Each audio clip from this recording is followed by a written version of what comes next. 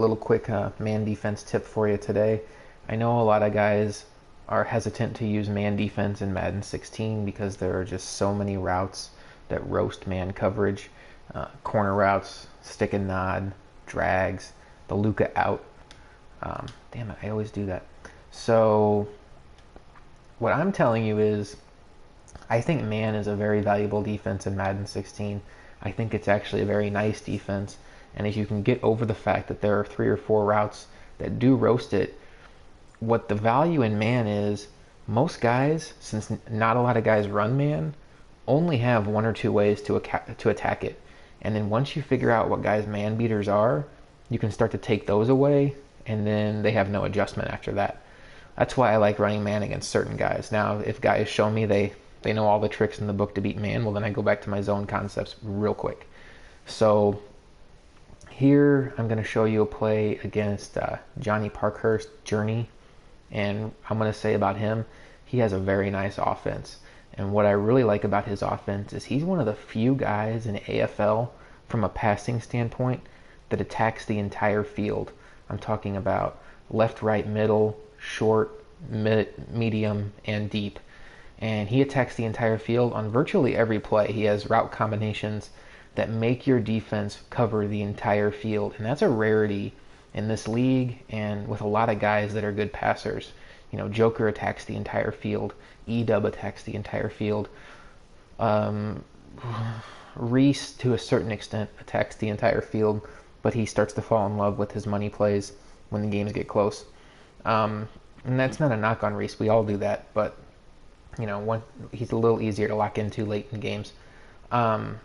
But I think this Journey is. I was really impressed. He's tough. Like I started off playing man against him, and he was roasting my man, and I had to bail out. Went to a few zone concepts. Went to a cover 2 look where I was sending a middle linebacker deep to give it a Tampa 2 deep look, and that wasn't working. So finally, in the third quarter, after giving up 28 points, I decided I'm gonna go back to man and just hope I can key into what he was doing. So here's what I was thinking on this play. You come out in a set like this, gun bunch.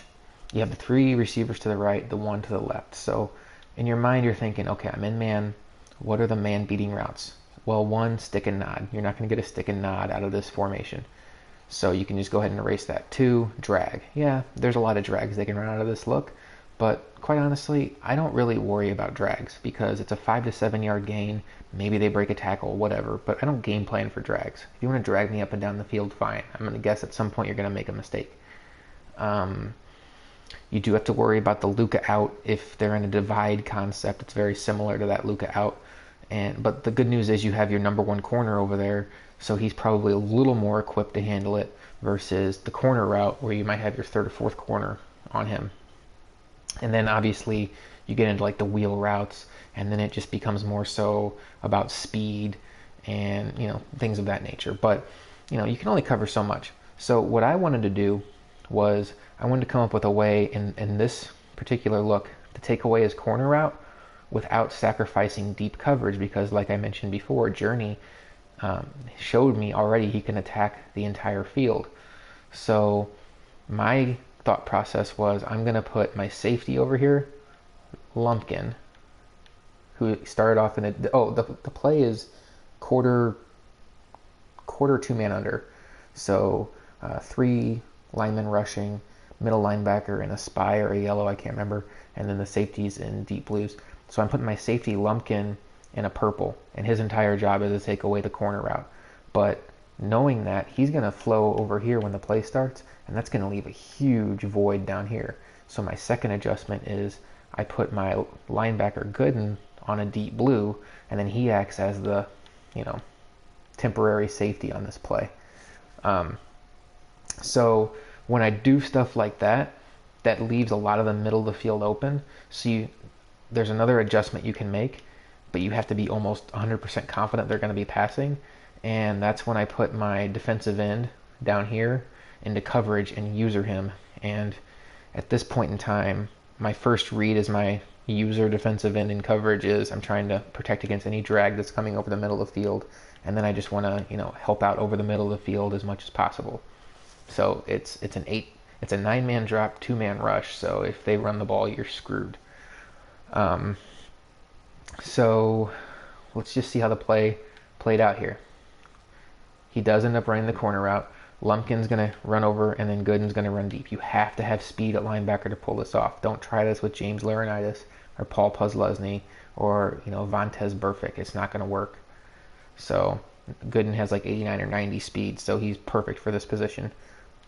So you see the snap of the ball, and you see these guys flowing to their positions. So you see Gooden turn his hips, perfect timing, so he stays on top of the deep receiver, and that's just ideal coverage. There's no way to fit that ball in there. So what's going on over here? Lumpkin gets right underneath the corner route, and that's where Journey goes and picks it off. Now, why did Journey throw that ball? Because as a Madden passer, it's not a natural look to account for a safety playing that position. You're thinking the safeties are either going, if they're in man, you're thinking the safeties are either A, blitzing, B, they're in man themselves, C, they're in a deep blue, or D, one's in a deep blue and one's in like a yellow for a cover one look, and one of them's going to be a robber. What you don't expect is a safety to flow over like that. So at this point in time, Journey probably, his reads probably went deep. No, that's covered. I see two guys. And then he looks over at his corner route, and he sees that his corner route, to his eyes, looks open right now. He's not thinking there's a safety under there. He knows he's in man. I have no defenders over there. Seamster got roasted, so I'm just going to go ahead and put it up. But what he doesn't realize is I have a safety just camping out to go underneath and take that ball away.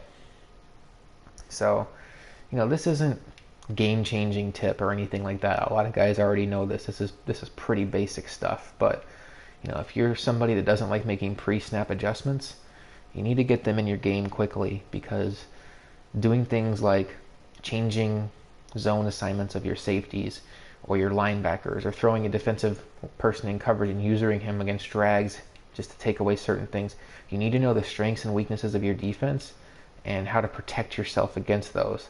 Calling stock, I see so many guys calling stock defenses and making no adjustments, and they continue to give up 40 points a game. Guys, it's June. Everybody knows how to beat every stock defense in the game. You got to make adjustments. The good players in this league are making adjustments constantly. Maybe not hot routes, but they're shading certain areas. They're playing underneath. They're shifting their line in certain ways, and there's a reason for all of that. And it's not because it's like a YouTube nano blitz. It's because they know what they're doing, and there's strategy involved. If you're not comfortable with the strategy, or you just don't understand it, that's fine. Don't be too proud to ask. Ask the guys that are good, and nobody in this league will not give you help. Everybody wants everybody here to be as good as possible. I've asked people for help before too. I've asked, I think that was JD and Cheese and I reached out to in my first, in season 1. I knew I was getting ready to go up against Joker, and I just asked for some tips on, like, I went to JD first. I was like, man, you do a great job of taking away the flats and then like taking away the corner routes. Like, what kind of tip do you have for me? And he started, giving me some basic concepts to do, and I've had those in my game ever since. I'm not saying I run JD's defense, but I certainly stole a portion of it that I found valuable and added it to mine, and not too proud to admit it. So anyway, just change shit up, give them different looks, if you don't know, sometimes just throw random stuff at them, and just hopefully you can confuse them enough to make a mistake, because a lot of times it just takes one mistake to win a game. So, alright guys, that's it. Hope you enjoyed.